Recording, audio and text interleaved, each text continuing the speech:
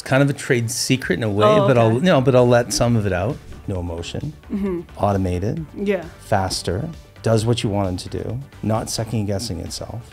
And if you have a good system, you can be in a very good position. That's one type of deal that you can do with a see proprietary firm. Okay. But I would get 90% of the profits. So 90% of the profits? Sure. Oh, wow. Yeah. Imagine a trader who's traded from everywhere and has done everything. That's Dean.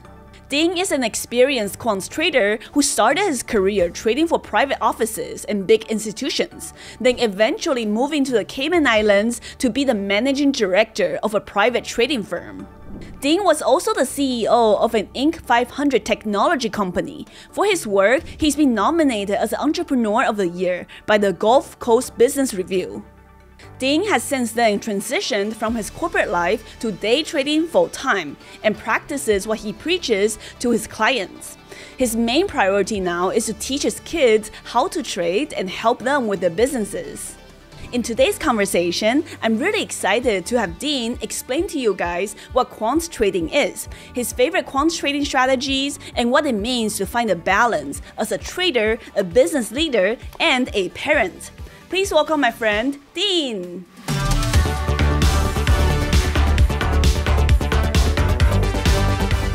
Welcome back to the 5th episode of Humble Traders, a podcast for active traders. I'm your host, Shay, aka The Humble Trader. If this is your first time tuning into a podcast, I interview, share stories, and trading strategies from some of the most inspiring traders from around the world. If that sounds good to you, please remember to smash the like button and subscribe to see more interviews like these in the future. Welcome to the show, Dean. Thank you so much. Thanks for having me. It's great being here. Yeah, I'm so glad I met you last summer when we were doing the YouTube video. Yeah, that was a lot of fun. That was really fun. And then I think it was a great way for me to get introduced to the local Vancouver traders. I have no idea so many traders are here. Yeah, it was a great turnout. Yeah, and then I think you, out of all the traders I met so far, you are one of the most experienced, like who's been in the game for the longest, I think. How long you been trading? Yeah, okay. About, I guess, close to 30 years would be from my first trade. But I started taking a look at what I wanted to do when I was in high school. And I knew that I always wanted to be in the sports business and sports agency and one day own a pro football team or something like that. But I also was looking at, my dad introduced me to Forbes magazine, and they would list the 400 wealthiest people. So I started cutting out what these people did and put them into industry folders. And I said to myself, once I go through university and when I'm close to finished, whatever's the fattest folder that didn't have to do with biotechnology or having to build some massive company. I would look into that one, and then after about 3 or 4 years of doing this, the biggest folders were guys who were money managers, hedge fund managers, and I said, and I started looking at their backgrounds, and I said, not all these guys are rocket scientists, and this is something I'm interested in already, and I said, let's go in that direction. Oh, okay. Yeah. Wow, so over 30 years. You're a true veteran. I think so. Yeah. You think so? Yeah, quite some time. And then when I got out of school, a family friend who was a mentor at the time, I was representing athletes when I was in university. It was something, a lot of people work regular jobs. I was representing athletes. And he said, well, you could probably do a lot for these guys long term if you learned how to manage their money. So I went and learned how to get it. He got me into the financial business. And then from there, I started reading about some of the best people in history in managing money and traders and all that sort of thing.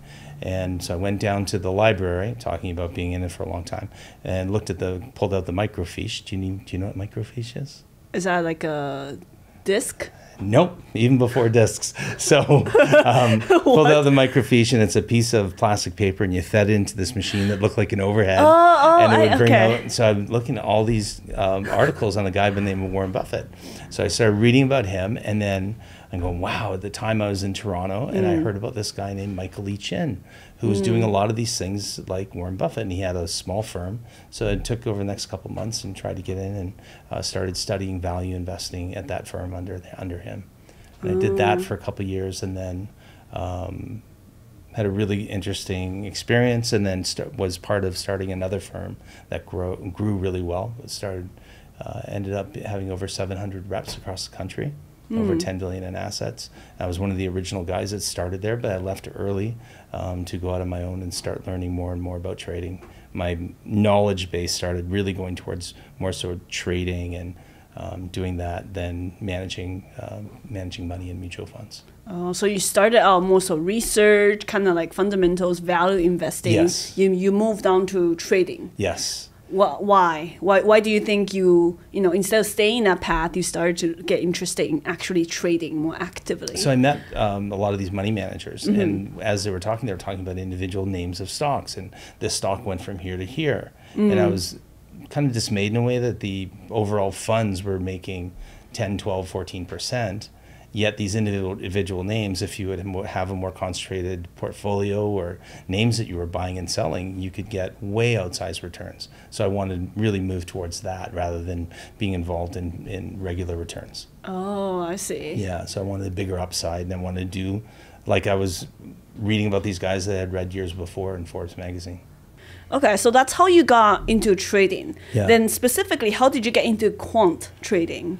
So I was consulting to a bunch of different companies all over the world, mutual fund companies, some hedge funds. I was sitting on the board of a couple of hedge funds as well. And I got to meet different money managers in that genre. And some of the people that I met were running a quant fund. And I started, and actually we were out to dinner one night and they were saying, oh, we heard that you had a pretty good year. Another guy said, oh, you had a good year. It was the end of the year, like late December. And the one guy said that, yeah, we had a pretty good year. We're up like 281. And I thought they had made $281 million, which they actually made more than that, but they were up 281% for the year. Oh, wow. And I went, and you guys do quant stuff? I've got to learn more about that.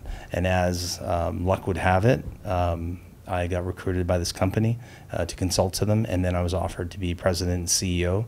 And it was a systematic computer-generated trading software that they were selling to the public and to institutions, and they wanted me to come in and help them reorganize the company, re-engineer it, which I did, and then I took it over as president and CEO.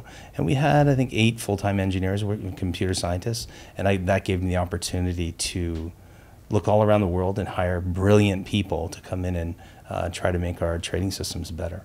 Oh, okay. Yeah, so I learned a ton from there, and then we grew that business. I was fortunate to. It was named the 55th fastest growing company in America the year after I started, and once again the next year in the top 150 fastest growing companies in the country. And we started an internal fund, and these guys were brilliant. We had meetings every week, so my knowledge base in that area went through the roof pretty quickly. And I left there and then started up consulting to medium to large size firms in the States, and then became director of quant research at about 1,000 member brokerage in the States as well. And doing all of that and consulting while I was doing that as well got me introduced to a lot of different programmers, mathematicians from all over the world. And that helped my knowledge base go up and up. Yeah, when I think of quant trading, I think of a lot of math, numbers, like flying on the screen, a lot of programming. Is that accurate? Or like that's yes, like some the of them public's perception of yes, quant trading. absolutely. And I think at first, most of the people's perception was HFT, that high frequency trading, and going off like crazy and everything. That book, Flash Boys by Michael Lewis, was one that really brought it to the forefront. And but the way that I look at quant trading, to, if I dare say, dummy it down, is... Yes, please do. Yeah, so you're using algorithms, and an algorithm is simply an if-then statement. And for all the engineers out there and that sort of thing, I apologize if I'm making this too easy or not right on, but the way I look at it, you're using an if-then statement, and it could be numbers and it could be words. And you're programming a computer to do the entries and exits how you want the computer to do that.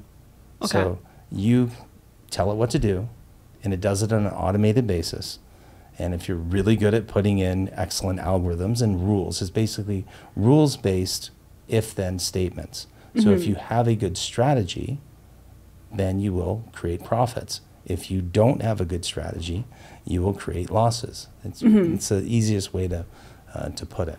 So you kind of compile, let's say, a bunch of rules 10 rules, for example, and a quant trader would turn that into a strategy that will automate the trading based on those 10 rules or more. So think about when you're looking at a chart, a price chart. There's patterns, and there's identifiable pattern. I can identify it and say, buy here, sell there. Now, I hired programmers to program in when the price goes to this, buy, and when the price goes to here, sell. And they say, well, how do you know what to do, right? So you have to have good information in. So to do that, I use statistics and probabilities. So statistics being, all we do is we take, let's say, the movement of a stock. Let's call it the Qs, the QQQ, the ETF that follows the NASDAQ 100. So we would take a look going back, say, for example, 100 days. And we would track the movement of the Qs over the last 100 days, intraday, end of day, and we would get to know what the pattern is. And then we would try to identify if there's repeating identifiable patterns that we can then put in a buy, a sell, a short, a buy to cover, and continue to do that over and over. And when you have something like that, you have a winning system. And then why reduce it down to code, and why do it like that? Because no emotion, automated, faster, does what you want it to do, not second guessing itself. And if you have a good system, you can be in a very good position. Oh, I see. So if a quant trader does that, that means, does he still have to monitor the positions at all? Yeah, for sure. Like, I don't know anybody that puts it on and leaves. Like, you hear a lot of stuff with YouTube. Just put it on, set it, and forget it. So that's not true? That's not true. Well, maybe they are, but I don't think they're making the money that they're saying that they are. I see. Right? So there's a gentleman, a firm called Renaissance Technologies that I was introduced to over 20 years ago. About 25 years ago. And these guys were some of the most sophisticated mathematicians on earth. Award-winning mathematicians, code breakers from the U.S., and they created this company to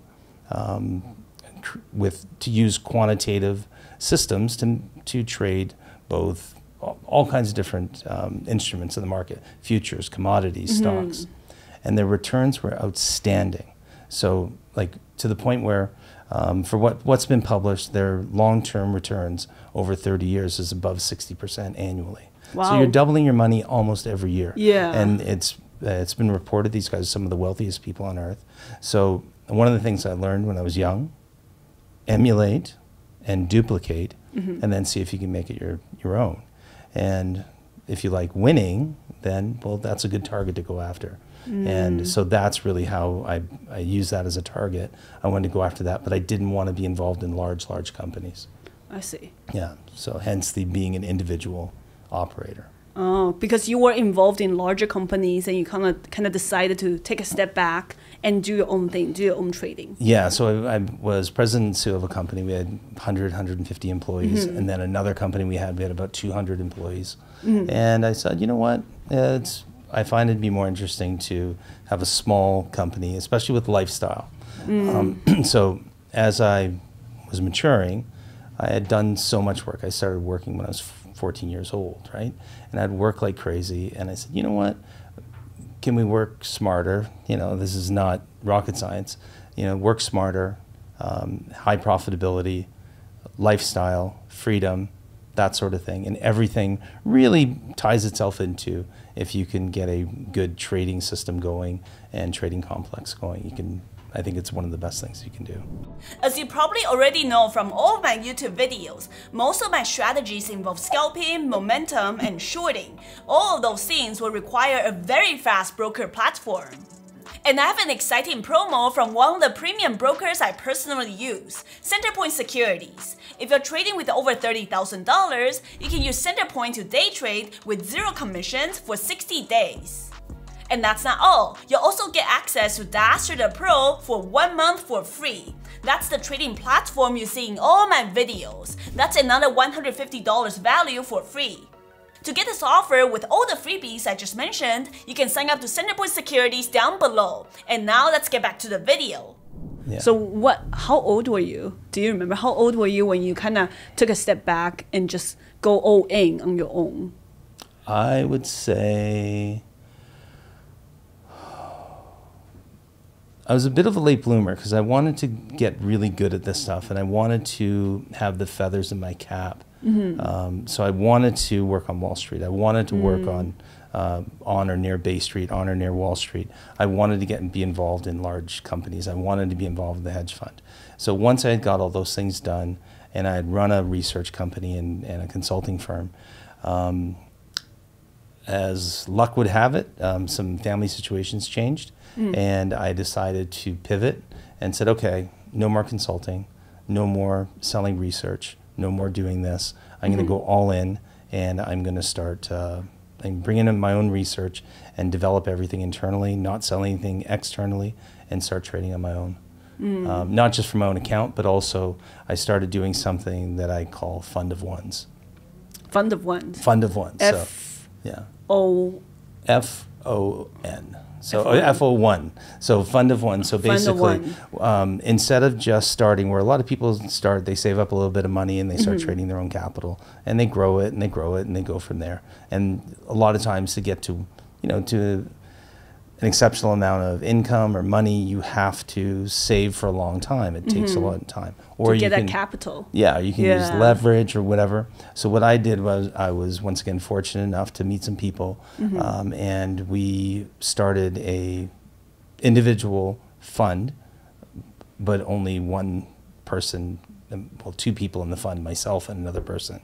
And then I did it with another person. We started another fund, and at one point I had about 4 different funds going with a couple different families, and then I also did deals with institutional and proprietary trading firms. So I was trading proprietary money for firms as an individual trader, but doing on my own, off-site from the tropics. Oh, so okay, let me break it down a little bit. So it's the family office money, yes, and you go in as the trader who trade for them with their capital. Yeah, and I don't actually go in and do it. I do it on my terms and my place and where I want. Right. So a lot of times when people are saying, oh, you see on YouTube and that sort of thing, I see a lot of people on Instagram saying, oh, I'm down in the tropics trading from a beach with a, you can't even see you can hardly see a screen in the sun. I always wondered, I'm like, how do you actually trade on the beach? Yeah. The reflection itself is just the so, internet connection, the reflection, like there's no way. Yeah, there's so much to actually do it. And there are a lot of people that are doing it from Bermuda and Grand Cayman, Bahamas, that sort of thing.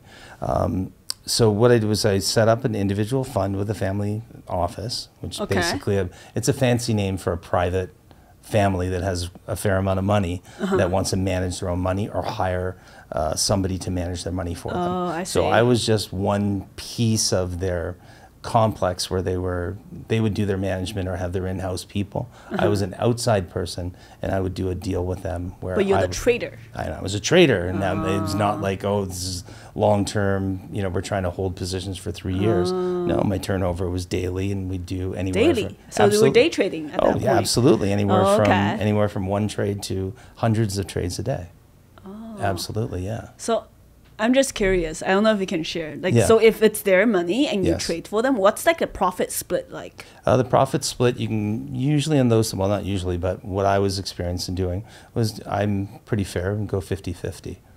So, and then from an institutional proprietary trading firm, usually what they want you to do is they want you to put up what's called first risk capital. So I would put up our own capital. Let's say for argument's sake, I'd put up $100,000. Okay. They would give a couple $1 million to trade against that. My $100,000 would be at risk first. I see. So that's one type of deal that you can do with a proprietary firm. Okay. But I would get 90% of the profits, and I would use their money. So 90% of the profits? Sure. Oh wow. Yeah, because my money's at risk. You have no risk. Your money's at risk first. The first 100K is my risk. Oh, yeah, I see. or our risk if I have a backer or something like that. Oh, okay. So then the next type of proprietary trading firm is you come in and you become a member of their limited partnership, and they give you access to their capital. And those ones go anywhere from 30%, 40%, 50, 60, 70% payout, depending on how good you are and how consistent you are. So I did my homework, and I was lucky enough to get with a couple of really good firms for a good period of years. Oh. Yeah. And when you were doing that for, I think, a couple of years, you said you were doing that in the tropics? Yeah. Or Yeah. Where is that? Yeah, so I lived in between Miami and also in Grand Cayman. And I lived in the Gulf Coast as well. But my family's up in Toronto, so we'd spend our summers in Toronto and Whistler. And in the winters, where would you want to be? In the tropics. Yeah, So I was located for several years out of Grand Cayman in the Cayman Islands. And I've also worked in other locations when we want to live there. So when I decided to go all in and do that type of trading, I also said, okay, now's the time. With my children at the time, my girls, I've got twin girls that at the time were 10 years old, 11 years old. And I decided, let's move every couple of years, give them a global education. Oh, wow. And let's move around the world. I can do this. And as long as you're consistent and as long as you've got to, continue with a good track record, then you can do it. It's not as easy as what people say. There's all kinds of things. Travel from anywhere. Travel and trade from anywhere. So like my Instagram is trade.from.anywhere. And it's just basically, that's what we always talk about. You have to be a good trader first. Yeah, then you have to have the course. capital second. And then there's all kinds of things you have to do with that, like visas and regulations. And are you going to get a place are you live in a hotel, get a suite in a hotel and live there? Kids have to go to school. Yeah. So with my kids, they did a little bit of brick and mortar school, and they also did online school. So we could travel and do different things, and they could pursue their passions. So at the time too, it was just me and my kids. Yeah. And so really my most important single output measure as a man is how good of a father can I be. So that was number one. How good of a father, and then how good of a friend and all that can I be. But that's first and foremost most important. So can we do this? And if we can, what do we want to do? So I'm a big believer in writing the script and rewriting the script every couple of years if you need to. Sort of like being on the first year of a 3-year plan every couple of years, right? I see. And so decided, okay, I want to live in the tropics, and I want to educate the kids. I want to live on an island. I want to live on a beach in a different part, in a surfing town. We wanted to live in the cities. We wanted to travel when we could. So we traveled most summers all over the place. And every place that we lived and traveled to, I traded. So when we were in Rome for a couple of weeks, or in Italy, traveling in Italy, I traded pretty much every day. And wow. Yeah, so you have to do that. I got really good at trading on my phone with a phone app. You actually trade on the phone? Absolutely, yeah. And then with the times, we would have to go back to the hotel when we were in Rome to trade, look at them up and do some trades that were happening. And everywhere I've traded from planes, trains, cars. Boats? Not yet? Yes, absolutely, boats. I've traded from boats too. Do you have good internet on the boat? Yes, absolutely. Wow. I've traded from Hawaii, traded from Rome, traded from Toronto, all over the place, all over the world. At this point, when you're trading with your 2 kids and traveling, are you still managing the funds, or are you trading your own capital?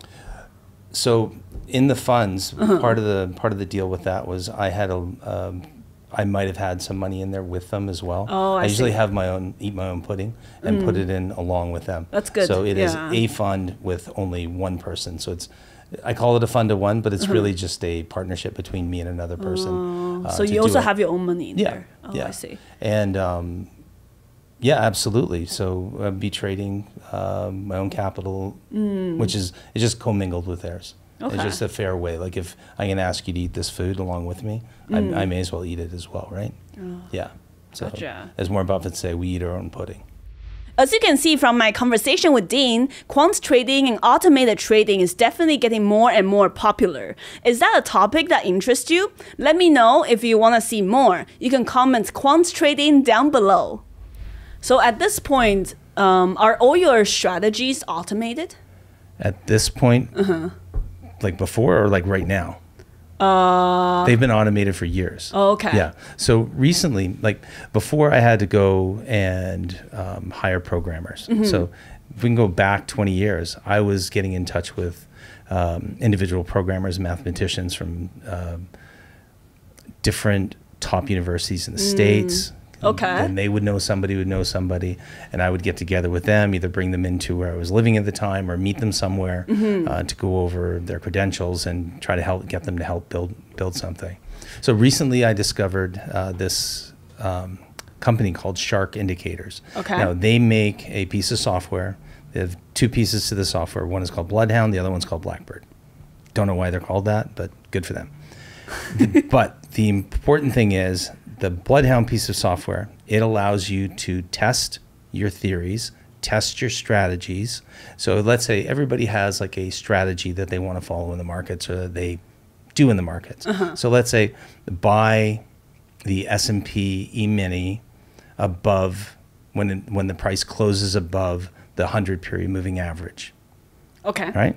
Hold that instrument for 20 points or 1%. When it goes up 20 points or 1%, sell.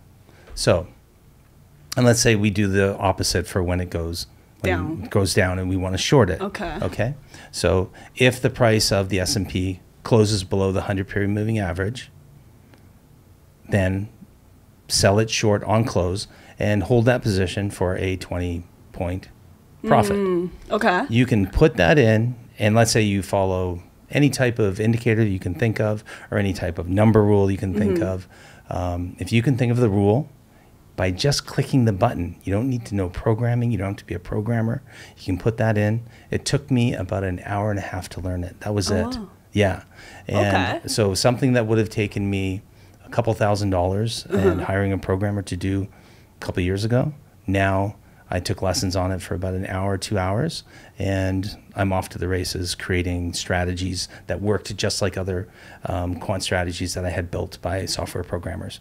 The other part of the software is an advanced trade management system. So if you wanted to buy for you, sell for you, put in a trailing stop, it'll trail for you, put in a hard stop, and you can be as sophisticated as you want or as unsophisticated and just put in simple stops. But this, I think the software is revolutionary if you learn how to use it, and it's for individual traders. The thing is that it works for Ninja Trader, which is a software program that a lot of futures traders use, but it's all over the world. So, but I think I've been using that, and it's fantastic. And this is only for futures trading. You can't do this for, let's say, options, stocks. If you can trade it on Ninja Trader, I believe that you can program in the buys and sells for that as well. Oh wow! Not 100% sure, but you can look it up. They've got all kinds of videos and all that, both on YouTube and on their website. I think I've discovered that, and I think it's fantastic. I know you said it took you an hour to learn everything, but you're a very smart guy. I think an average person like me, I would need like maybe a couple of days to learn it, but I'll check them out. I think for what it does, it's more than worth it to take the advantage and take the time and learn it. And seriously, I'm not the sharpest knife in the drawer when it comes to, I understand programming, I understand working with programmers and that sort of thing, but I'm not a programmer by trade. Oh, yeah. So what's your actual like formal education? Formal education is undergrad in economics. Economics. Yeah, did my undergrad and played football at Acadia University at Nova Scotia. Shout out to Acadia Axman. And then and I somehow got into University of Waterloo. And went there for a semester and played football there. And so I was around really, really smart people for a year. At Waterloo. Brilliant bunch of people from that university. Yeah. Oh my God. Everyone from there is so smart, especially engineers. Incredibly. Yeah.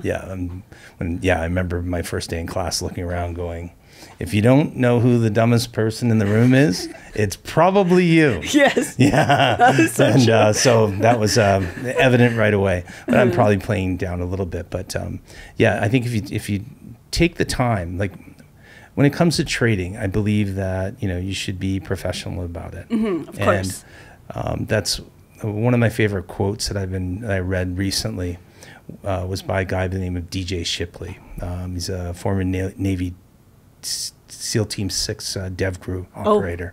And he put out this quote couple months ago or a couple weeks ago, and it's about being a pro, and it's so analogous to trading. Do your work, do your studying, learn, like do your studying, find somebody where you can like go to school, basically. Not, you can do everything online. And then from that point, get a coach. You know, it's, I was hearing some guys saying that, you know, you can read a book about golfing. And you go out and golf, doesn't mean you can golf. No, But if you read the book, you understand some of the fundamentals. But then if you get somebody you can learn from and say, hey, that's why you're not doing it, and they can correct your swing. And it's the same thing with this. Be a pro at what you're doing. Do put the time in, do the learning, do the practicing, practice hard, do deep practice. There's another book that I read. It was just brilliant, The Talent Code, and it talks a lot about deep practice and doing slow practice, and then getting better and better, and then layering on and scaffolding up your learning, and then going from there. When you're ready, then getting in, and then jump into the waters. And I think that's the way to do it. And I think a lot of people will be way more successful in this, because the statistics are brutal. If they're right, they're brutal. So I think doing the work and doing the studying is imperative. So how would you describe your strategy? Like, one of the strategies that's automated, how would you describe it at a high level? Explain it to our audience. A high level or at a very easy and simple level? Which one would you like? Okay, a very easy simple level. So one of the things that I've found in doing all the research and working with different companies and different money managers, simple is best. Simple works. Now, there are some companies that are phenomenally complex, that run their trading strategies phenomenally complex. I really gravitated towards simple. Okay. And I would say that, all right, so we know that when you're trading, we know that trend following works sometimes. We know that breakout momentum trading works sometimes. We know that relative strength with breakouts and momentum works sometimes. We know that also on the opposite side, that breakdowns work, and you can really catch, you know, a move down. Yes. So all these things work. The problem for everybody is that none of them work all the time. Right? Yep. So I took a look at that and said, okay, once again, are there patterns to this? I believe there are. Can we prove there's patterns? Yes. How? Using statistics, by taking a look at the movement of price. And when you get the statistics, from there we get probabilities. Now, when you take the information from the research that you do, can you build a system around that? Well, you just test it. So how would I describe my system? Probably have to edit some of this. So what I did was I combined a trending system with a breakout system. So prices trend, and we know that prices, say, move on a monthly basis. NASDAQ stocks on a monthly basis range 10% up, 10% down. Now, they don't always just come back to the mean. Sometimes they break out and they go for a run. They go to the moon. So when they do, I created a system that buys the trend. Where's the trend? Identify the trends above a 50 period, 100 period, and a 200 period moving average, right? Okay. So it would buy a little bit above a 50, a little bit above 70, a little bit above 100, and it'll take a big chunk at 200 period moving average. Now, we know that now the expectation of move might be 10, 15, 20%, depending on that instrument. Now, if it starts coming back down, well, that's a reversion to the mean trade. So the system will short that trade. It'll take the profit and short it, because it doesn't think that it's going to go to the moon. Right. Now, what happens if it's wrong and it goes and starts going to the moon? At that point, it becomes a breakout trade or a momentum trade. It identifies it pretty much right away and says, I'm wrong, with no emotion. Now let's get back on that trend trade and go with it. Oh, okay? I see. And then it does the same thing to the bottom. So or on a short trade. So it's a trend system that becomes a breakout system that becomes a reversion to the mean system, which becomes a breakdown system and a shorting system, which becomes now a total breakdown if it starts going, if the market starts puking like it did, a couple months ago. Okay. So it gets in on a trade and it fails fast. And it's a very simple system using indicators and levels that everybody that's watching here can use as well. We just happen to automate it. So it takes it. I have the other thing that I do that's different. So my strategy that's different is I do what's called stacking trades. Stacking. Okay. So I trade on a 30-second bar. 30-second bar? 30-second bar. Okay. So one is trading on a 30-second bar, and it's looking for these moves in the market. Okay. Another one is trading on a 5-minute bar, and it's looking for movements in the market. Another one is trading on a 60-minute, another one on a 240-minute, and another one on a 480-minute, and another one on a daily. So the systems are watching each one of these time intervals on individual instruments on a real-time basis, and when it hits the buy point, trading's really simple. And when you think about it, we want a good entry, a good exit. Yeah. We want to get in, get out, get paid. Yes. So why do I use all these different time intervals? So if you and I were playing, do you follow any sports at all or anything like that? No sports? Not really. Okay. So let's say we were playing American football or Canadian football. Okay. I can understand football. Okay. So football has 2 halves and it has 4 quarters. Yes. Okay. Each one of them 15 minutes long.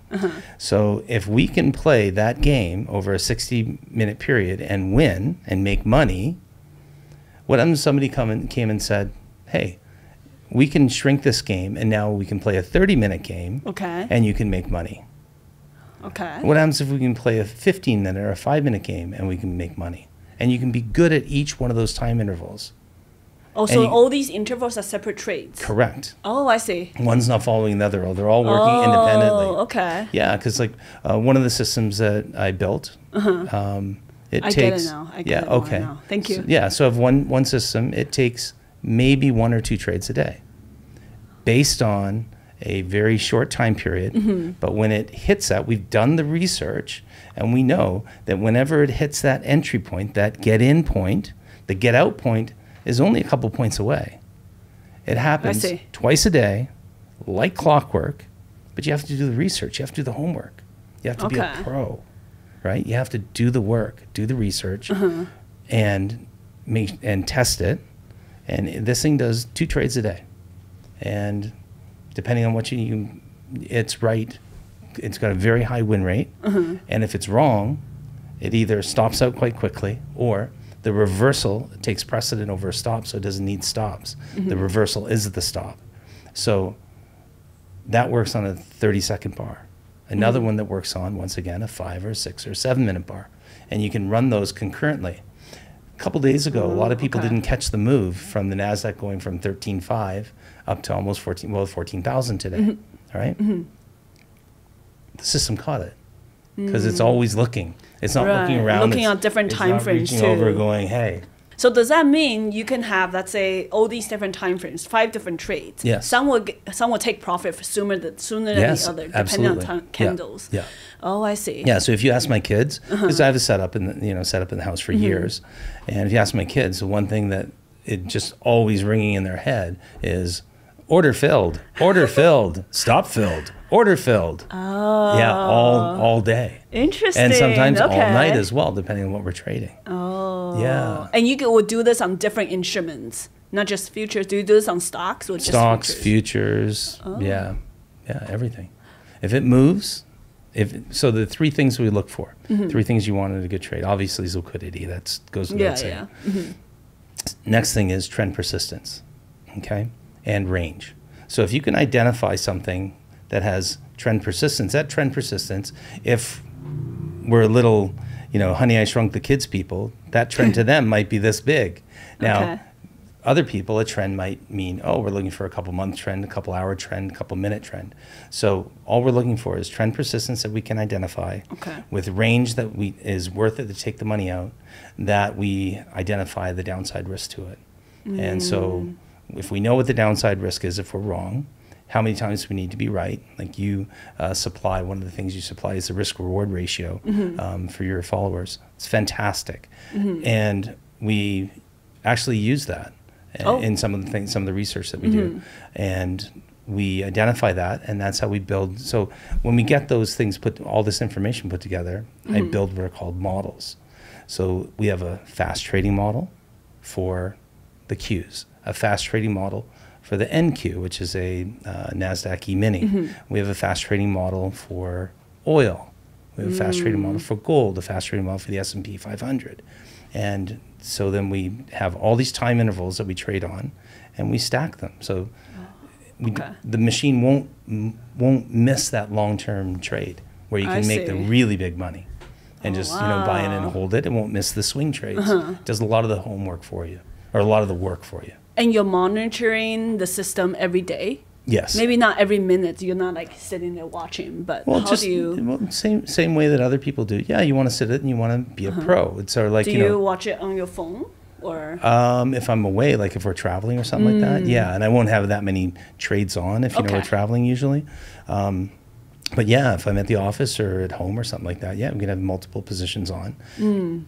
But usually, when because I teach my kids how to trade, and they're traders and learning and all that. I tell them trade one instrument, get really, really good at that one instrument, and then start going out from there. But thank you. That was okay. I understand it so much more now. Thank you. I'm not saying I understand it completely, but how you explained it was very, very helpful. So one of the systems that you do is VWAP, right? You teach a lot about using VWAP, right? Yeah. So I could take that shark indicators thing, right? Or take that software. Yeah. And build a system with the VWAP indicator. Yeah. So you buy above the VWAP and you sell below the VWAP, right? And then you probably take a look at what's the market sentiment. The market sentiment's up. This thing's going. Now it's above the VWAP and everything. Let's go and buy it. What does it usually run? Oh, it usually runs $1.50. Okay, great. I would just go in there and say, what do I want? I want the VWAP in there, and I want a buy above the VWAP, sell below the VWAP. I connect it and press a button, and it'll buy above the VWAP. It'll look for $1.50 profit. Like it might even scale. I could put it in to scale out 50 cents, 75 cents, $1, $1.50, scale out, and wait for it to either come down, bounce off, or go below, close, and get a short out of it as well. All based on, if you can say it, I can put it in and program it. And then it can do what you're thinking, but it won't change its mind. Now, if you want to change its mind, just go kill trade. You have to modify and kill it. Just kill the trade. So how often do you modify your systems? It's kind of a trade secret in a way, but I'll let some of it out. Okay. August 23rd or 28th, 2003. Okay. Came up with the framework of the system that I'm still using today. Oh, wow. After 20 years. Yes. Okay. So I was developing a system prior to that. It was okay. I was trading through a company in Chicago at the time, and I told the owners and the guys that ran the company and built the software for the trading platform, if you know anybody who is really good at programming, I want to meet some new programmers. And if not only just good in programming, but understand the markets. They introduced me to a gentleman, shout out to Austin, on the West Coast, who said, okay, you guys are both into this quant stuff. You both have good track records. We want to put you together. And I talked to him about what I was doing. He took the information, the buys and the sells and the pattern recognition that I was looking at, and he was on his way to go fly fishing that weekend in New Mexico. He lives in the high desert in California. He went fly fishing in New Mexico on a Thursday. Tuesday morning, sent me an email, hey Dean, and there was an attachment to it.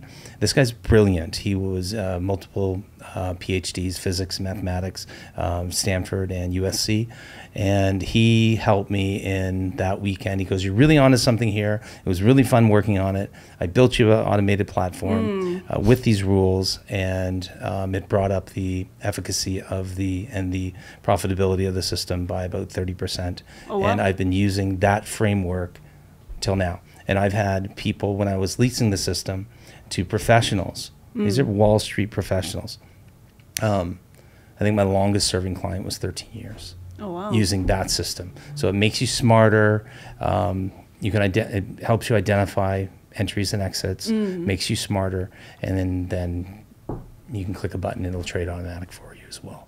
Oh, wow. Yeah, it's kind of cool. That's Yeah. pretty cool. That's You what never I had to said too. change it. Yeah, and my friends will sit there and go, "Dean, how'd you, huh?"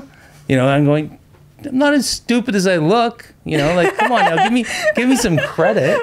You know, Right. yeah. So yeah, it's something. You know, I had some really, really sophisticated and talented people work with me, and I think breaking it down to make it really simple to understand was a key to getting it out.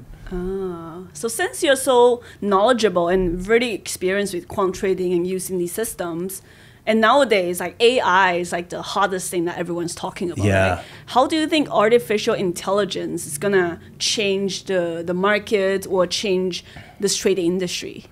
Well, I'm in no way, shape, or form an expert in that. I believe, however, the amount of information that people that are watching this right now, the amount of information that my children, that my friends can get from YouTube and from different places, and now with AI and ChatGPT and the different models and AI models that are coming out, absolutely brilliant what you can do with it and the information you get from it. I think it's going to help people get better, smarter, more profitable, faster. Okay. Because of the amount of information that you can stuff in your brain. So if you have the capacity to take on the information and be good at it, it's incredible. Where before, let's say you're reading through some information and it comes up and says, take a look at the VWAP. What's VWAP? You'd have to go back to the internet, go to, say, Investopedia, Google, look it up, see if it brought up the right thing for you. Or now just keep ChatGPT open or one of the university GPTs open and just put in, hey, what's VWAP? Please explain it to me as a fifth grader and tell me how this works. And it'll, boom, give you an outstanding explanation. So it's like a super tutor. So my daughters, as I told you, they're 21 years old now. One of them has a TikTok channel that she teaches girls to trade. And it's called Stock Talk for the Girls with a T-O-K, not a T-A-L-K. And she gives away some information, does like a minute clinic every day on that. And then some of the education systems that she makes available to people, it has a super tutor in it, and you just click on all the terms and terminology. So before, when you were getting started, the terms and terminology are really difficult because it's a new language. Yeah. And you have to get through that. With ChatGPT, it's unbelievable. Now, on top of that, people are going, oh, I can use this to code a winning trading system. No, you can't. It doesn't work that well. No. You can put it in. I saw you took a shot at it. Yeah. You have to know coding. You have to know how to correct the code. Yeah, it's not as easy as people think. No. Not yet anyways. Not yet. Yeah. It will get there, I'm sure. But at the moment, it's not. So you have to know what information to put in. Yeah. So as long as you know when to buy, when to sell, when to buy, when to scale out, when to short, when to scale out, then you can put that information in. I think in time it's going to be phenomenal. Yeah. So you think it's a tool that traders can use to help build their systems? I think that it's a tool that people can use to learn faster. Okay, so not so much for trading. I've tried to get it to write different types of code for different types of platforms, and there's mistakes. So if you're a coder, if you're a programmer, I think it's phenomenal. If you're not a programmer, once again, you should probably look into some of these platforms that can do the programming for you. I see. Yeah. So ChatGPT, or I guess a lot of the AI trading nowadays, the algorithm, the system, the language model they provide, it's not, I guess what you're saying is it's not ready for people to just take what they spit out and turn it into a strategy. Correct. Now, with the chat part of the AI, right? So I've been using AI since late 90s, early 2000s. And that is just, once again, using intelligent systems, and that will do the statistics and do the testing and do all the research for you, right? And do it and crunch down, do something in minutes that usually take days or weeks, right? Now, by saying, please write this code, if you're a developer, I think it's phenomenal already. And if you're a developer and you know what works, and if you know trading, then great. If not, you better learn. You better learn a strategy. You better get a coach. If not, garbage in, garbage out.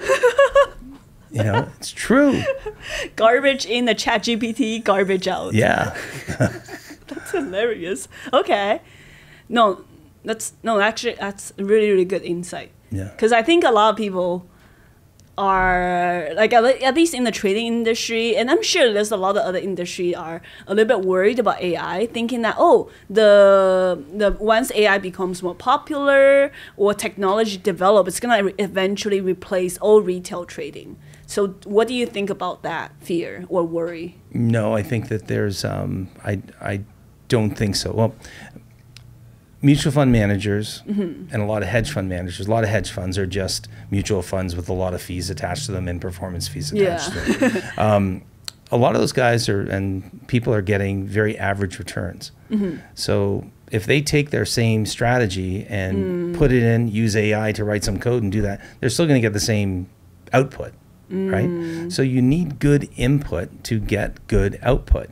If you have excellent input, you can get excellent output. I don't think they're going to get rid of a lot of things.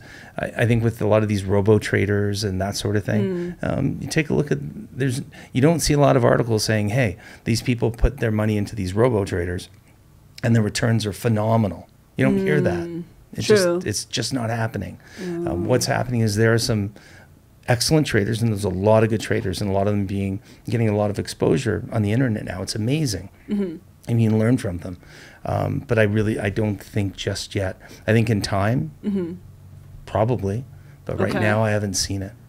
Because the input still is from human traders. Correct. Yeah, the AI is not out there trying or successfully discovering new strategies for you. Yes. Discovering new research for you. You have to tell it what to do. Yeah, and I've taken a look and I've tested with it and done just make me a winning strategy. And it comes back with a lot of apologies. Garbage in, garbage out. Yeah. So I'm not a believer in that yet, but have I used it for an assistance in a lot of things? Absolutely, 100%. Yeah. So you traveled pretty much around the world, traded, and lived there. Yeah.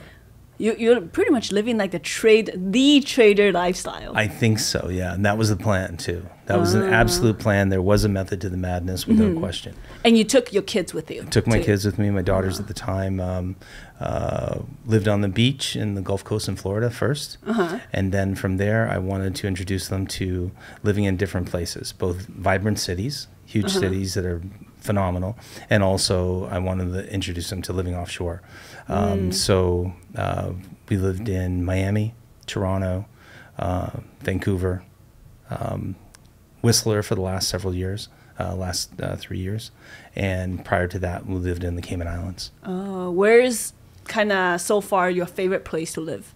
Whistler and the Cayman Islands. You get the mountains and you get the beaches. Absolutely. I think it's the absolute complement to one another. Live in the tropics in the winter, and in the summer come up and spend the summers in the winter. I don't think there's a better place to do it. But Grand Cayman is phenomenal. It's safe, beautiful weather, amazing people. It couldn't be safer, I don't think. It's got everything you want. You're only 463 miles from Miami, less than an hour flight. As soon as you get up, you're on the way down, and it's so it's an easy place to get to. The water's absolutely pristine and amazing. Yeah. Okay. Yeah.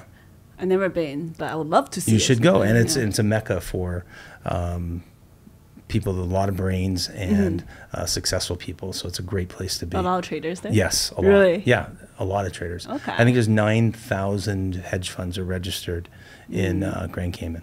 But I also wanted to do my get my ski bum years in, and I hadn't. I came out here when I was 16 years old, and I always wanted to come back and spend a couple of years. And we spent our summers here since the kids were 2, and we wanted to come back up here. And so I put my kids in for high school in Whistler for grade 10, 11, 12, and to live the Whistler lifestyle, Whist life, and to ski Whist and to life. do all the summer stuff, and the boating and hiking and all that sort of thing. And I got in my 100-day skiing my first year. It was phenomenal. Yeah, it couldn't be better. Amazing. Yeah, Whistler, I think, is the best place on earth. So you have 2 twin daughters. Yeah. How old are they now? 21 now, Savannah and Haley. Oh, and they've been watching you trade since how old? Since they were about 10, 11, 12 years old. Okay. Yeah. Do you think you'll teach them how to trade? Absolutely, 100%. I did it starting when they were younger on purpose to get them used to charts and graphs and the markets and everything. We talk a lot about the markets all the time. Oh, so you're a proponent of having kids start early, learning about trading, and learn to make their own money? Yeah, make money, make more money, and learn something that's going to get them way ahead a lot faster than a lot of kids getting out of university now after 4 years are going into a regular job with regular money. If they do this and advance themselves and learn a phenomenal vocation, which trading is, they can come out making lawyer money, doctor money right out of university if they take the time. If not, and they make it their profession, they can learn for a couple of years. And it's sort of like they say, like on Wall Street, when you get a Goldman Sachs type of education, you can do it from your home now. And I think it's a fantastic thing for young people to do, and an amazing profession to learn. Oh, I guess if they're a lot young, well, they're 21 now, so it's okay. But if they were younger, they need like a custodial account, right? Yeah, I believe so. Like before 19 or something like that, you have to have a custodial account. You can let them mess around, and they can do practice accounts as well. Okay. Yeah, and one of them, my one daughter, she's doing her MBA online. And she's trading part-time as well on the side, and when she has the time. And the other one is finishing up her last year of university, and I fully expect them to become master traders in time. Wow. Absolutely. So at the age of 21, they're probably better traders than a lot of... They're smarter than me, faster than me, all that stuff. Oh, wow. Yeah. I wish I started younger, too. Same here. And over the last 20, 30 years that you've been involved in trading, have you ever thought about giving up? Well, have you ever thought about quitting, like maybe after a bad drawdown? I've had some doozy of drawdowns, some doozies, like good enough that I would say that it would make many, many, many people just puke. It's part of the game. Yeah. You make a lot, you have much higher risk. Yes. Yeah. Well, yes and no. If you take big chances, you can, if you don't cut your losses quickly, you can, have I thought of it? I was really intent. No, not a quitter. No, it was really intent. Never? You never like took a break? Even? Oh, absolutely. Take breaks. Okay. Yeah. So usually what I do is I would work for a couple of years. Okay. Work for 2 or 3 years and take some time off. And then I'd work and put in a good 2, 3 years again and take some time off and build up experience, build up new portfolio information, meet with different people, increase my knowledge, and move around and learn different things. Okay. Yeah. So, what's the longest break you ever been on from trading? Several years. So I look at it as taking sabbaticals, and sabbatical is just a fancy word for taking a break to recharge and everything. I think that for me it works, and for me it's important, and then getting back into it with renewed invigoration and that sort of thing. But yeah, I've done that. Yeah, absolutely. Okay. Yeah. But you're still trading. Yes. Do you think you will retire anytime soon from trading or from other businesses? I think right now I've been on a sabbatical now for a couple of years, and I've been helping my kids do build their businesses. And one, like I said, it's got that one channel where she's helping educate girls to trade, and the other one together they also have an apparel business just for traders. And I actually brought you a present from them, and it's called Not Now I'm Trading. Not Now I'm Trading. Yeah, so it's Not Now I'm Perfect. NotNowI'mTrading.com, and you can go and buy T-shirts, hats. So if they have a trader in their life and they sit there and go like, Not Now I'm Trading. It's on back, front, all that sort of things. And you need it on both sides in the back, so no one disturbs me. Yes, absolutely. Like mine's on my back, and just don't leave me alone. So I'm helping them mostly. So I've been on sabbatical for a while, but I oversee trading every day, oversee their trading monitoring every day. the trades. Yeah, and there's phenomenal ways for new traders to get involved in the business now, or get involved as a trader now. There's all these different things where they can practice trading with real time, fake money, but real time, real data. It's phenomenal, these different companies that are out there. To do that. So I don't think there's ever been a better place and better time than now. So on that topic, do you have any tips for, let's say, new traders or traders who are interested in getting into quant trading? Into quant trading, I would, before I did that, you have to learn the fundamentals. Like anything, you've got to learn the fundamentals. So I would tell them, learn the fundamentals of trading first, learn the fundamentals of the markets, learn the fundamentals of technicals, learn the fundamentals of fundamentals as well. So do it as if you're starting from scratch. And if you're a new trader, learn what works. You have to learn systems that work. And then a lot of people say, well, develop a system that works for you. There's hundreds and thousands of different traders. I'm not sure how valid that comment is, but there's different strategies that work. So learn the terms and terminology, be a professional about it, take everything very seriously. You're dealing with money. There's a huge upside to being really good at this, and it can change your life. So be a pro. Once again, I said earlier, be a pro. The better you get at this, the better you're going to do. Understand different softwares, understand how to enter and execute trades. Now, when you start getting from there, if you want to learn more about quant trading, just read up on it. Once again, it's not as difficult as people say. It's an if-then statement using numbers or words or instructions, and then putting that into a computer and have the computer run it automated. There's all kinds of things that we use automation for, and it's just using that. As long as your information is good, there's a chance that you're going to be okay at it and survive. And then if you're really good at it, you can make some money doing it and have an exceptional career. Thank you for all the tips today, Dean. Oh, my pleasure. How can our audience find you on social media? I don't do too much on social media. The stuff that is more so on social media is my kids' stuff that not now in trading. If they want to buy a T-shirt or something, or a playbook for trading. Instagram thing is trade.from.anywhere. Okay. Because you literally traded from everywhere and anywhere. Pretty much. It's not a lot about trading. I've got a few, like maybe one or two different things, but sometimes people get in touch with me and ask questions and that through there. But that's about it. And then from time to time, I'll make some of the things that I have available. I have a site called myprivatetrader.com, and that discusses some of the quant things that I do. Oh, okay.